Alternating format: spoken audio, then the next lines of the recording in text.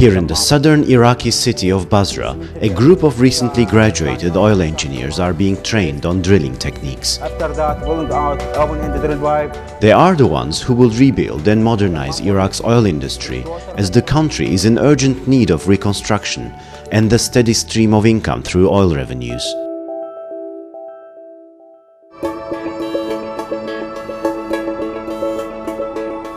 Since late 2009, BP and its partners in Iraq developed a program to increase production volumes from Rumaila. Expansion plans will make Rumaila ultimately the second largest producing field in the world. The project is now being run by an international organization formed by BP, the South Oil Company and Soma of Iraq, and PetroChina. On the 1st of July, it all changed. There was the Rumaila Operating Organisation put into place. So we're paying for it, we're planning it, and now we're jointly operating it. So this has been the very big change that we've seen over the last 6 months. We're just starting to get that organisation in place, bringing 3,500 people over from SOC, transferring into the organisation. Yeah, and I think the focus on activity, get the activity done, and the production will follow. If anything, it makes the target easier. It doesn't actually matter what your heritage was, whether you were BP, SOC, and PetroChina. And I think that's coming together. I mean, the way we've worked it is a very good split. So at the first level leadership, we have about 30% of each. The people are so important. We want to make sure that the way you're transported is in a very safe way. Almost 3,500 Iraqi staff from the South Oil Company have just joined the newly formed Rumaila Operating Organisation. The move required careful and detailed briefing sessions about the new employment offer. We held many meetings with the employees. They help us to learn what employees think about our offer. So far, the response has been very positive. There's the monetary aspect to the offer, which focuses on various allowances and benefits that the SOC assignees will get in addition to their existing SOC package. But then there'll be the non-monetary side, which will be around the training and development offer. Already we have a program to train our people for the English language, and we're starting that program to send 60 employees to train on the English language, and by helping by the British Council. And already now we have the first group.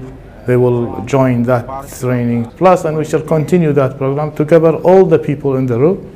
They must go and in that program for the training of English.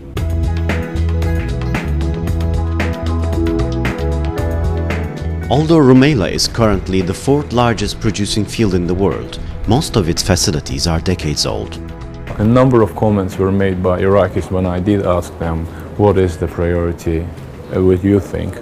The answer was clear: safety. Safety of people is number one. I think what we're going to have to do is start off with realistic expectations of what can actually be done.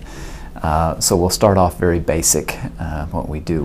We need to speed up the repair of this tank. We will definitely look and inspect our facilities. We will upgrade the certain degassing stations to deliver 10% uplift. Then within the rehabilitation project we have a number of things which we will do, but definitely we'll look at our control system, we will look at our safety systems, we will definitely do the inspection of our integrity of the facilities and what are the ways to address this. Dozens of senior oil engineers and other specialists from PetroChina are now working at the Rumaila project. We have started transferring the people, the staff from different projects and from different organizations. And we try to introduce the most experienced staff to take part in the project.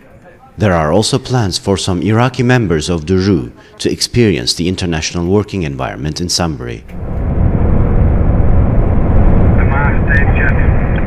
Security is one of the main challenges in running business in Iraq. Daily trips are managed by Control Risks Group, BP security providers in Iraq.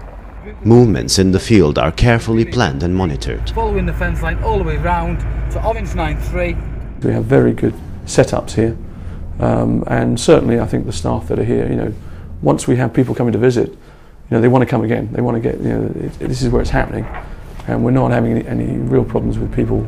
Once they've lived it for a bit and get used to it, it's fine. In 2009, the Rumaila team started up at the B&B accommodation and office facility inside the military base. In early 2010, the team moved on to the Red Barn inside the same military base, where modern office and communication facilities are available to a limited number of staff. It'll become interesting in the second half of the year because we'll obviously have people at the Red Barn, we'll have people in South Rumaila.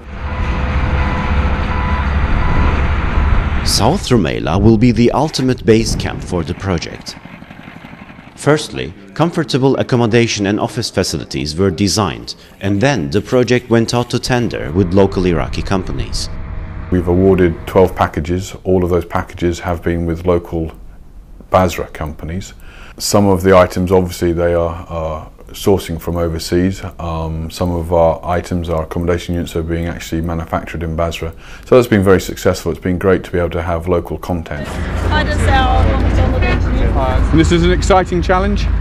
Yeah, that's a big challenge. A big challenge. Yeah. And the rest of the contractors that are working for you, you're pleased with them? We have safety guys working all the time on the project. Yeah. There is local companies that can do specific pieces of work, but there are also great opportunities from when international companies come in, and they'll be looking to venture in some ways with local companies, which is they will be employing their own local staff, they'll be developing their own local staff. The planned production increase from 1 million barrels per day to 2.85 million barrels per day will generate significant revenues for the country.